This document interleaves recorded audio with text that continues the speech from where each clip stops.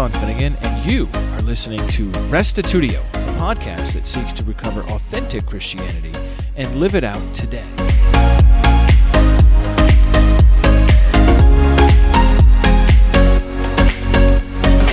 Why is Christianity awesome? Answering this question is a good exercise for us. So often we hear about why Christianity is terrible, especially in the eyes of the world. Now, many of these critiques are important, and we should be humble enough to listen to problems, both real and perceived. However, my goal today is to focus on the positive. I'd like to spend some time just thinking about the goodness of our faith. I hope you will find it encouraging. Here now is episode 456, Why Christianity is Awesome.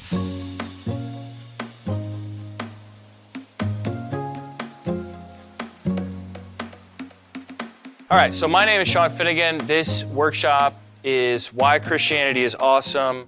A couple things about me. If you don't know me, I'm a pastor, have been for 17 years, and I attended the Atlanta Bible College before that, and then went on to school at Boston University, did a master's degree, studied church history, and so I'm the kind of person that's like really curious about all aspects of Christianity. So I've done a lot of study on the Bible, theology, church history, philosophy, apologetics, languages, archaeology, and on and on. You know, I'm just interested in all of it. Because I kind of approach Christianity from all its different aspects, what I have to share with you here is very broad, and it encompasses a lot of different aspects of Christianity. And really the question before us is, why is Christianity awesome? And I want to give you three main reasons why I believe Christianity is awesome. And these three reasons are: it makes sense of reality, it makes you better, and it makes society better. Also, I should mention, I have a podcast. It's called Restitutio. And if this recording comes out, this will be an episode on that podcast. And you may be able to hear yourself. If you say something interesting, I'm recording you. If you don't want to get on the podcast, just don't say anything, and you'll be golden.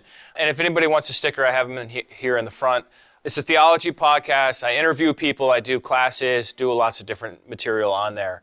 I've had it for a few years now. So, number one, Christianity makes sense of reality. Now, these are my reasons for why I think Christianity is awesome. You may have other reasons in addition to this. But I think it's good for you to know why Christianity is awesome. One, to encourage you. The society, the world, your friends, people are just constantly bashing Christianity. You ever notice that? It's easy to get down and be kind of ashamed, yeah, I guess I'm a Christian. Yeah. Depending on where you live, I live in a place in New York State, about 3 hours north of New York City, where Christians are fairly rare. And Bible-believing Christians are like unicorns. You meet when you're like, is that even true? Could there be another in my area? We were labeled by Barna as the most post-Christian city in America a few years back. And I thought to myself, wow, what a great place to be a pastor. Look at all the harvest. It's so abundant. You can't throw a stone and not hit a non-Christian where I live. Now, I realize some of you live in places where it's the opposite. Everybody's Christian, and you can't throw a stone without hitting a Christian, so don't throw stones. That's the moral of that story.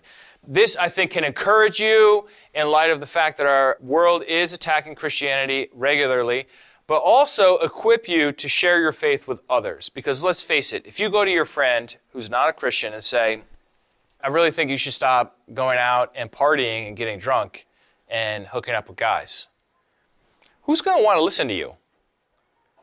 Or let's say your friend is experiences same-sex attraction, and you're like, you should be single for life, because that's the right thing to do. Why would they listen to you? You've got to give them some reasons why Christianity is awesome before they're going to be willing to say, oh, well, maybe I'll change my behavior, right? You got to start somewhere with people. I'm going to throw a bunch of stuff at you, and I encourage you to take notes if you're into taking notes, or just take a mental note if you want and look into any of these more deeply. But first up, Christianity makes sense of reality. So I've got a few different reasons on that. I'm going to take the first two together. One, Christianity explains why anything exists. if there is no God, if Christianity is false, it's kind of difficult to account for why there's anything at all. Why should there be a universe?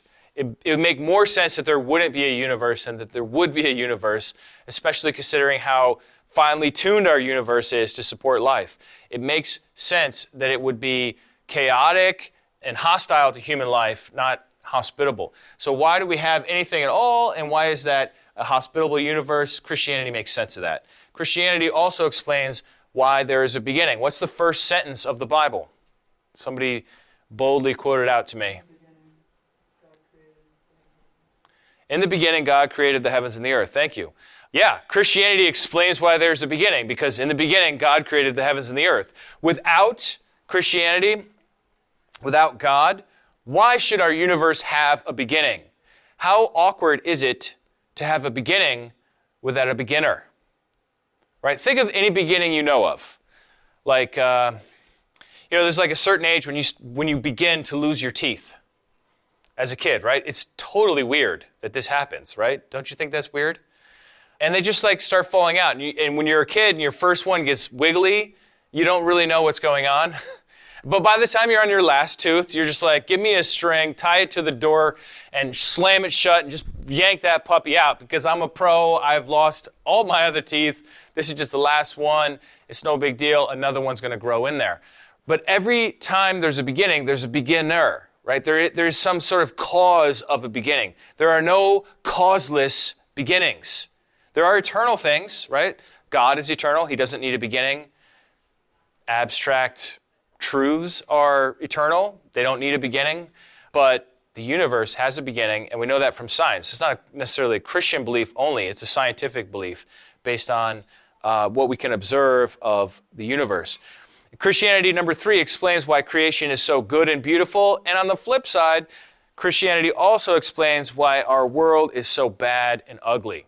Now, if you have a religion or worldview that just explains why the world is beautiful, but doesn't explain why it's also at the same time ugly in other ways, it's just not going to be as convincing. But Christianity offers a satisfying explanation for why our creation, why the universe is so good and so beautiful. What are some good aspects of creation that you can think of? The design, how everything works so cohesively and perfectly. What do you mean? Are you talking about planetary bodies? Are you talking about the hydrologic cycle? Are you talking about DNA? Rain? Okay, yeah. Yeah, that's an incredible system, right? That's so not obvious. That's so not obvious that the designer would invent a molecule like water in just such a way that when it freezes, it floats. Everything else sinks when it freezes.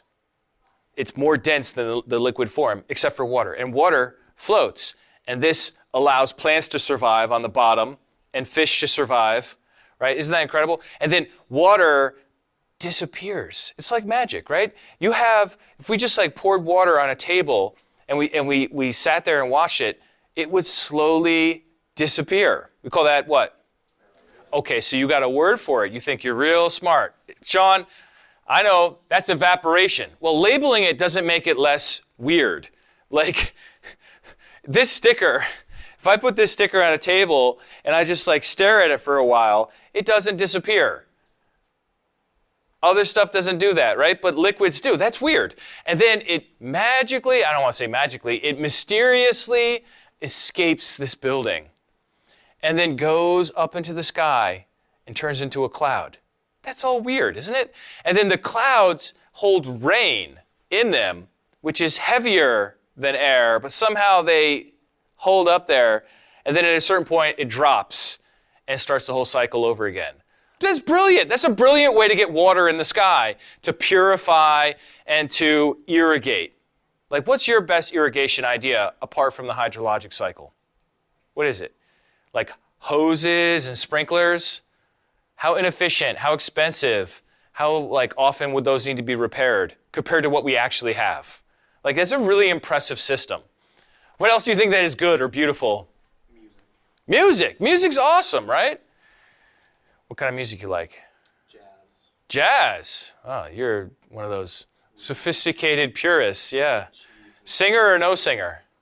No singer. Oof, man.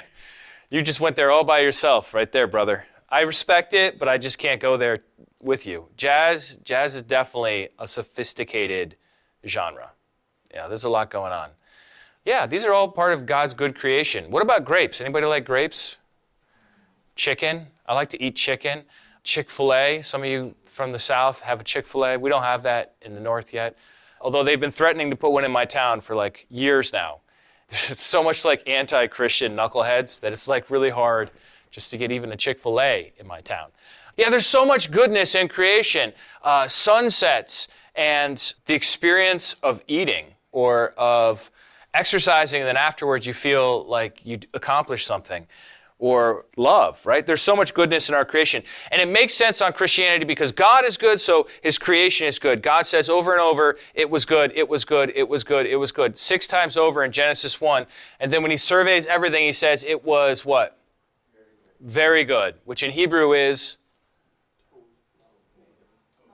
Tov me'od, very good. Jake's wearing the shirt, so I figured it was fair game. Tov me'od, it says it right there on his shirt. So, and then why is creation so bad and ugly? What explanation does Christianity offer for why our world has violence and sickness and death? Satan, sin, and where those two come together, we get the original sin. We get the fall.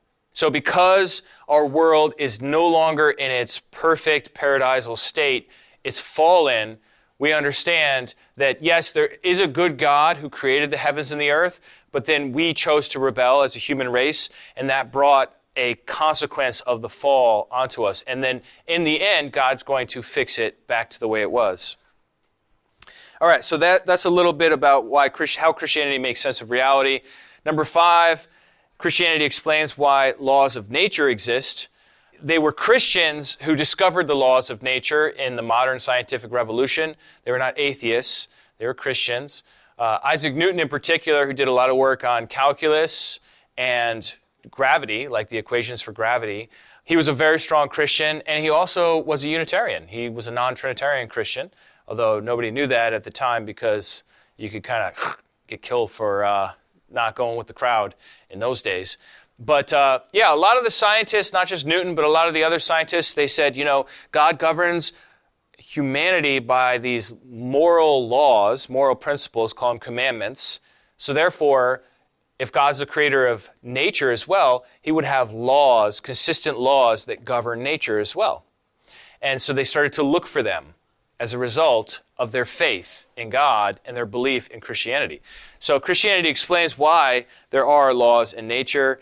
And it also, just to get off science for a second, Christianity explains our desire for inclusiveness. Why should people think that it's unfair to exclude people?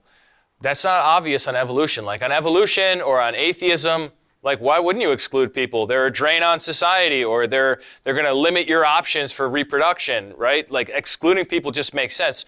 But the fact that like if I just said, you know what, I just hate red bearded men. You two, get the heck out of here right now. How would the rest of you feel like if I was serious and I just like physically cast them out of the room? If you didn't think I was serious, you would just laugh. But if you thought I was serious, you'd be like, Pastor Sean, what the heck? Like, these are people too. Just because they have red beards doesn't mean that they don't have value in our society in this class, right? You would get a sense of like, that's unfair, or racism, right? You get a sense of like, oh, that's wrong how they're being treated. Like on Christianity, that makes sense because God is the one who created all the diversity we see in the world. God is the one that created a self-replicating system that is able to generate the kind of diversity we see in flowers, in plant. I mean, shoot, my wife is growing black tomatoes. Have you ever even heard of black tomatoes?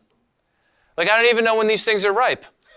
Like, seriously, like, I've picked them twice, and I take a bite, and I'm like, it tastes like a green tomato. Like, what? So I don't even know. But, like, there's so much diversity in the plant realm, in the animal realm, in the human realm. What does that tell you about God? He's a God who loves diversity. He enjoys all that, and he intends to have people from every tribe and nation and language to be in his kingdom forever. So Christianity makes sense of our desire for inclusiveness and fairness.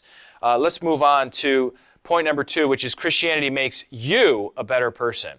And my first point up there is salvation from sin. Because you know that God loves you, because you know that Jesus died for your sins, that God sent his only begotten Son to die for your sins, that God raised him from the dead, proving him to be the Messiah, and that he is returning to establish the kingdom when everything wrong with the world will be made right. That gospel message, that good news that offers forgiveness and redemption and adoption into God's family, this makes you, I believe, a better person. It makes you a better person because you are a forgiven person. You are a reconciled person. You have a relationship with God. You're a person with a relationship with God. And I think those are huge wins, not just spiritually. It's obvious that they're huge wins spiritually, but also psychologically and socially. That overall, salvation makes you a better person. What is that teaching we just heard this morning? It was against selfishness. That's going to make you a better person. That's part of working out your salvation, is realizing that you're not the center of the universe. God is, and how God wants you to live, to love him and to love others, is the best way to live. That's all part of your salvation as well. Christianity also gives you a durable value. A durable value. What I mean by value is your self-worth.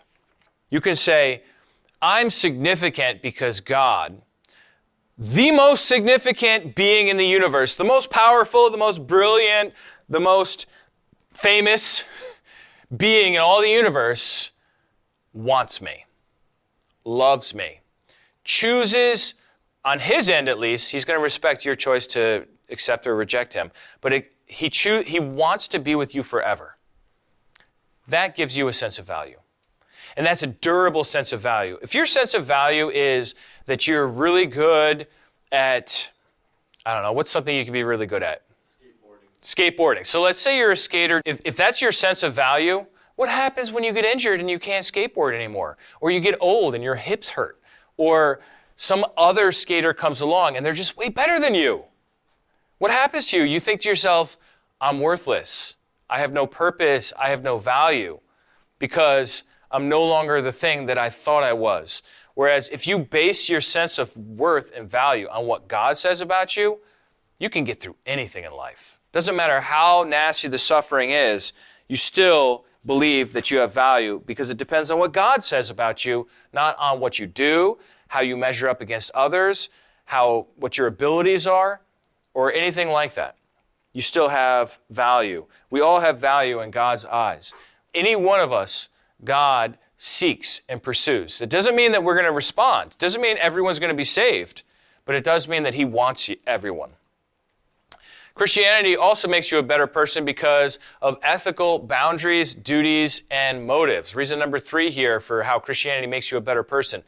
The basic ethic of Christianity is love your neighbor as yourself. It's very simple. You could say it in one sentence, and it applies to all the situations. Why am I not allowed to just steal, I don't know, this watch right here? What kind of watch is that? I don't know. It's got, what's that G? Oh, it's a G-Shock. G-Shock, right? So why can't I just steal that watch? Because I wouldn't want him to steal my watch, right? You're supposed to love your neighbor as yourself. So it's a self-adjusting ethical boundary, right? And the Bible gives more information than just this one command to explain how it works in different kinds of situations. But that's an awesome boundary. Christianity also gives you a duty. Why should we love our neighbor as ourselves? Well, because God's our creator and he commands it. And he's going to judge you on the last day. So that places a duty on you. Look, if your ethics are socially constructed, if your society determines what's right and wrong, which is what most non-Christians believe, who's to say that you have to do what your society says is right? Why can't you just ignore society and be selfish and do the bad thing? Why not? If you can get away with it. On Christianity, God's always watching.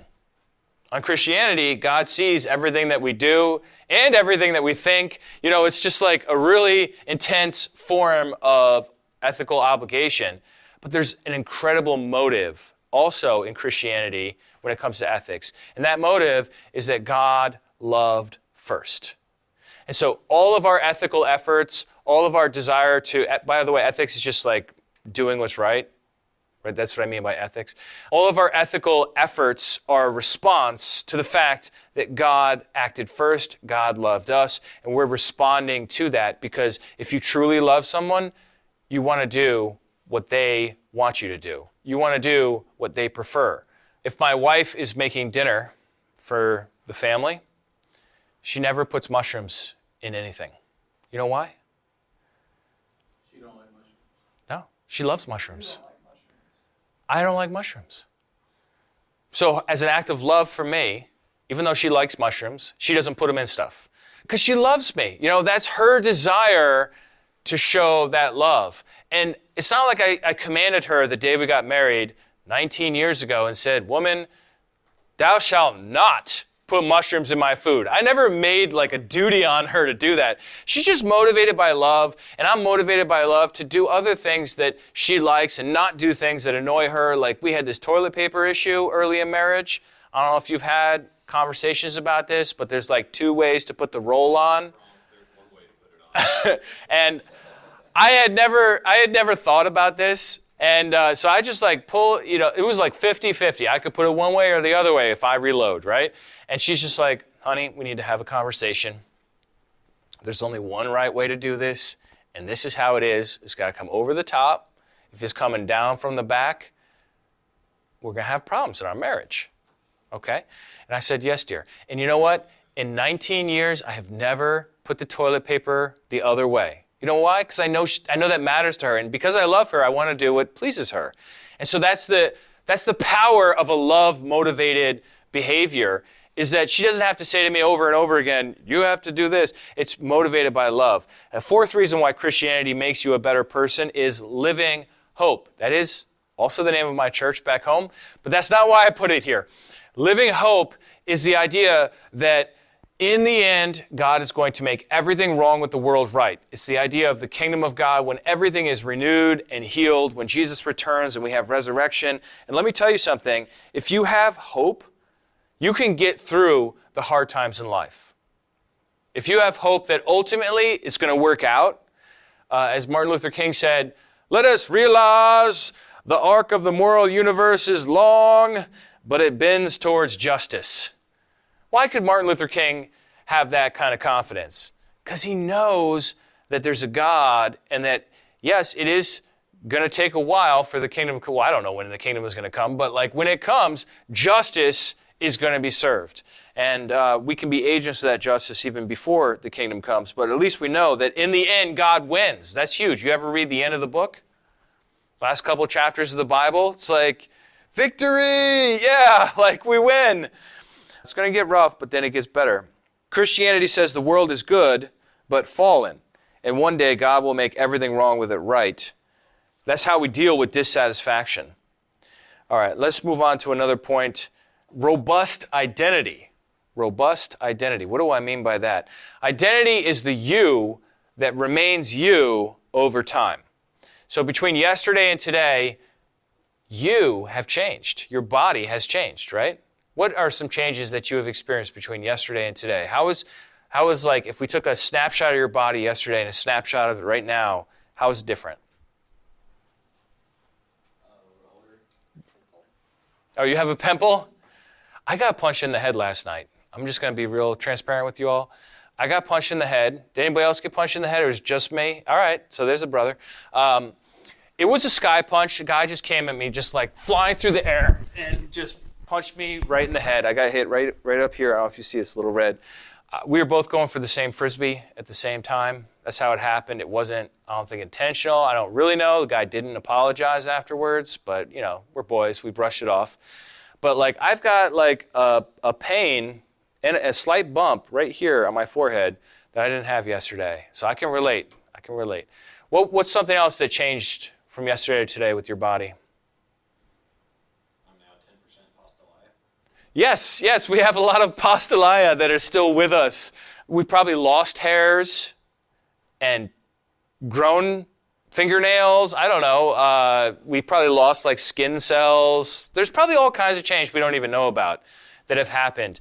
Now, but you're still the same you you were yesterday, even though your body's changed. Like, even if we cut off your arms and your legs, you'd still be you, just without your arms and your legs, right? Even if we added new arms and legs on, that would be weird, but you would still be you. You would still have the same identity. So identity is the you who is the same over time. And the question is, who are you?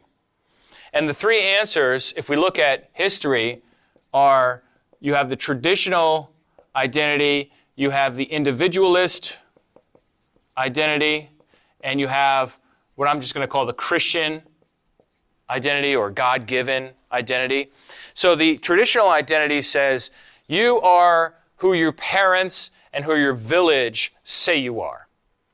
So, and that depends on what your parents were. So if your parents, let's say your parents were blacksmiths, somebody's got to be the blacksmith for the next generation. Guess what? It's you. Because your parents are blacksmiths, you're going to be a blacksmith.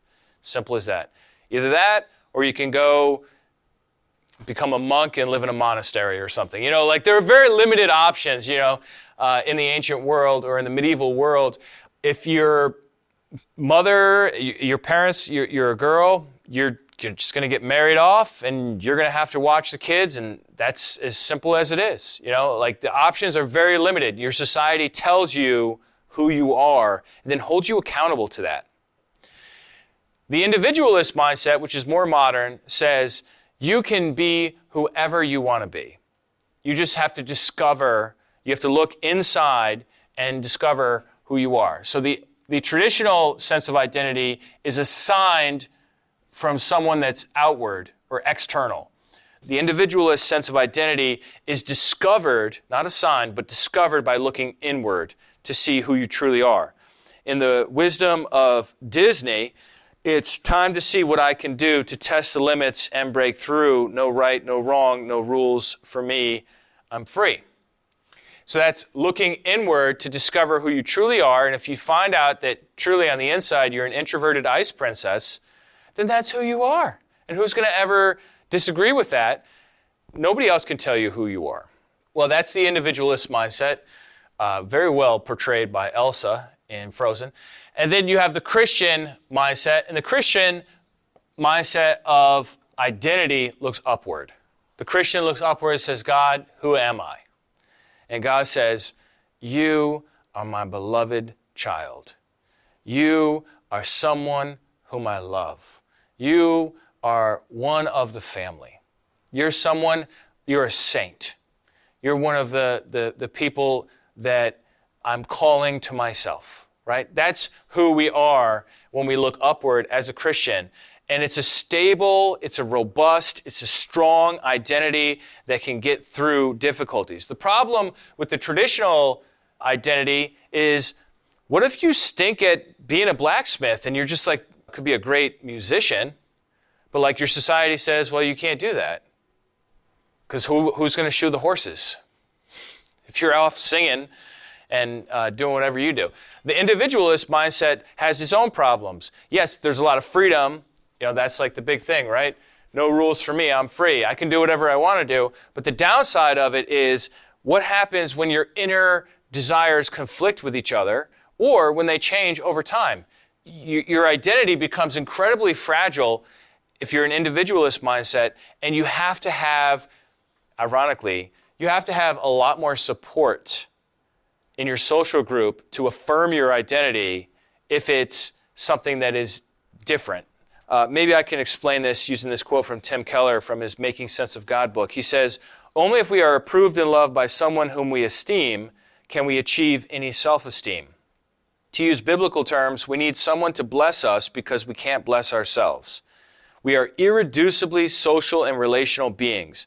We need someone we respect to respect us. We need someone we admire to admire us. The simple fact of the matter is, you do need external affirmation for whatever identity it is you're choosing to make the core of your being. And this explains why there's a lot of chaos in our world today with identity politics and a lot of other issues that arise. But the Christian is actually the one that's the most free. The Christian could adopt a traditional or an individualist it wouldn't matter, because what really matters is the fact that God says, you are my child. You're a child of God, whether you're doing a blacksmith traditional trade that your parents did, whether you're singing Broadway, whatever. It's not who you are, it's what you do. Who you are is a child of God. And that presents, I believe, a robust identity. All right, last point. Christianity makes society better. I wonder if we could brainstorm a little bit before I give you what I've thought about on this, and you could tell me, in what ways has Christianity, or does Christianity currently, make the world a better place? Any ideas you got? Everybody puts someone else before themselves, so everybody becomes the worst thing. Altruism? Altruism is you do something regardless of it not being a benefit to you. Yeah. It's like more of a technical term for, I think, what you're saying there. I mean, we're in a classroom, we might as well learn a word, you know what I mean? Just throwing it out. What else you got? I think Christianity does bring a lot of altruism into our society. That's true. What institutions can you think of that Christians have started? Colleges. How many colleges do you think we started? All of them. Not all of them, but pretty high number of colleges. We certainly started the older schools. I think one of the oldest is Oxford.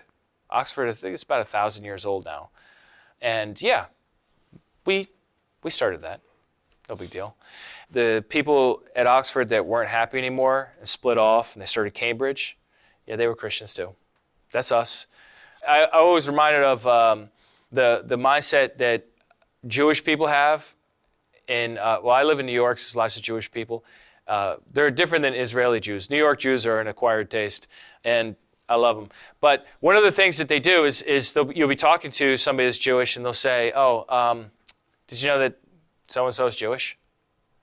Like, you just be talking about like a movie or something, and like they'll be like, did you know that actor's Jewish? Yeah, it's one of ours. You know, like that's just like a thing they do, right? And so I think as Christians, like, this is an exercise for us to do that and just be like, yeah, the colleges, those are ours. We started those. Not all of them, but like, you know, we pretty much pioneered higher education as an idea that didn't exist in the Roman Empire, didn't exist among the Hindus, didn't exist among the Greeks or the Egyptians. Like, this was us. We invented college. For better or for worse, what else you got? What else have Christians brought into the world? Hospitals, yeah, a ton of hospitals. Again, probably not every hospital that's out there, but a lot of hospitals are started by Christians. One of the hospitals near me is called Samaritan Hospital. I wonder if Christians started that one, right? There's a huge number of them. What else you got? Goodwill, yeah. Did Christians start that? Do you know? Salvation Army. We can definitely say the Salvation Army. Like shelters fall under altruism? Yeah, no, shelters are great. A lot of homeless shelters and soup kitchens are not just started by Christians, but are still run by Christians. Even in my context, where there are not that many Christians around, all the soup kitchens are pretty much run by Christians, even to this day. Do you have insight? It said Goodwill was started by Reverend Edgar Helms in 1902. We're going to take that. We're going to take that as a +1 in our column here. They said they're not affiliated with religion any longer. Okay. Well, but we started it. So we brought that to the world. The world messed it up, but we still brought it in, you know? We still brought it in. Any other thoughts on how Christianity has made the society better? I think we did pretty well. I want to add World Vision. I don't know if you ever heard of that, but World Vision is like a Christian version of the Red Cross, where they go into countries that are struggling and they bring humanitarian aid in the name of Christ. Samaritan Purse is a Catholic organization. Catholic Charities would be another one. A lot of different Christian organizations out there. There are a lot of welfare institutions. You touched on hospitals. I want to add to that hospice. Hospice was invented by Christians, a lady named Cicely Saunders or something. She started hospice in England as a way to focus on the patient and not the sickness. in the last years or months, or however long it is, of somebody's life. Crisis pregnancy centers is another huge area of welfare where Christians, almost exclusively are Christians, get involved to help someone who is in a crisis pregnancy to do what's best for the child, and also to take care of certainly the parent as well. Then you have adoption agencies. You ever heard of Bethany? What is it, Bethany Christian Services? So Bethany Christian Services is an incredible Christian adoption agency that says any child for any reason. We have people, Christians, signed up to adopt. I came into a situation where somebody was thinking of aborting their child, and it was because the child was going to be born with disabilities. And I called Bethany Services. I got in touch with the caseworkers there. I said, look, this kid's going to be severely disabled, might not even survive birth. And they said, we've got people signed up. We will take that child. Even if that child's only going to live for a week or even a few hours, we have Christians in the United States signed up already to take that child, to love that child, and if that child dies, to give that child an honorable burial and a nice funeral. And it's just like, that's an incredible good that we as Christians bring to the world for somebody who can't deal with having a child or is not able to, especially if the child's severely disabled. That's a huge life changer for someone. And to think that we are offering that to people. What about AA or NA? Do you know what those are? Yeah. That's helping people with alcohol addiction and drug addiction. There's also Sexaholics Anonymous, right? Sex Anonymous, and then Gamblers Anonymous. Like, there's all these different institutions that most cities have where mostly Christians, I'm not saying that you have to be a Christian to be part of it, but certainly started by Christians, try to help people in these incredible ways. I just want to mention a couple others here. Celebrate Recovery is now like an organization that... Celebrate Recovery, yep. That's a very good Christian, like a little more strong Christian flavor on recovery. What about art? What art have Christians brought into the world? Pretty much all of the romantic era art. Yeah. Michelangelo, he was ours. Caravaggio, he was ours.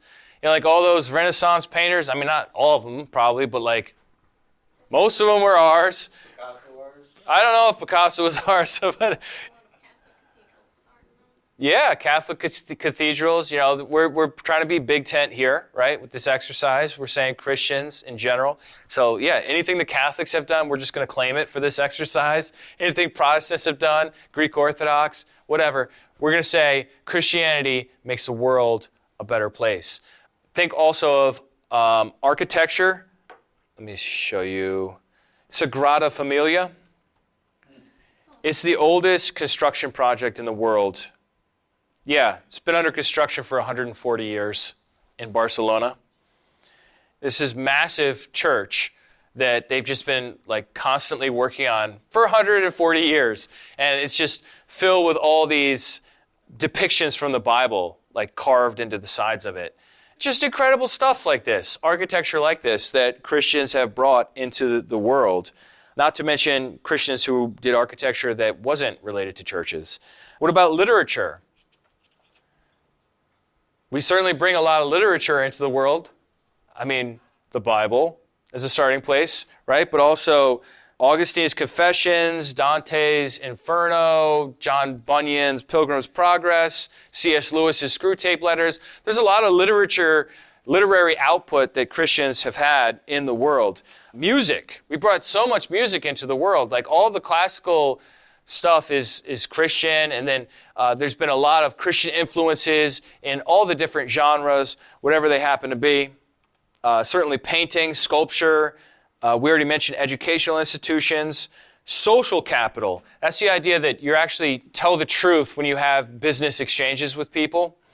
It's the idea that when it comes to economic cooperation, you don't have to have everyone sign a contract for every little thing, because people are not going to rip you off necessarily, right? And so that's something that I think we bring to the world, social capital. Also tolerance and justice. I'm just going to end on those two because we're about out of time here. But tolerance is the idea that because God doesn't force us to believe in him, God doesn't force us to live for him, therefore we as Christians do not feel a need to force others to believe in God. In other words, we're the ones that invented a tolerant society in the United States. You know who started the United States, right? Christians. Just going to throw that out there. We started a country, probably many countries, but the whole idea of tolerance, that people could have religious freedom, that was a Christian idea because God doesn't force us to do things. Now, have Christians gotten this wrong in the past? Yes, we have, and that's to our shame, right? But if you read the scripture, you don't see God saying even to the ancient Israelites on their journey in the wilderness, he doesn't say to them, if you leave the camp, we're going to hunt you down and kill you. Anybody was free to leave at any time. But if you're going to stay, you got to live this way. So that's the idea of Christian tolerance. And then last of all, Christian justice. Christian justice is so needed today because Christian justice says anyone who's suffering is valuable. Anyone who's suffering counts, and we should help. It doesn't just say, well, only if you're part of this group of people, then your suffering counts. But if you're part of this group, then your suffering doesn't count because you're a majority.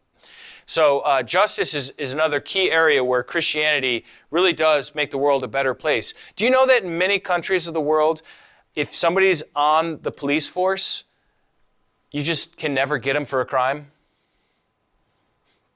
In the United States and in other countries that have a stronger Christian historic influence, even if you're a high-level leader in the police or in the government, you can still go to jail. That's justice. That's really incredible. Christians believe in justice and in fairness for all, not just for certain people. So those are some reasons why Christianity is awesome. Number one, again, is it makes sense of reality. Number two, it makes you better. And number three, it makes society better. That brings this teaching to an end. What did you think?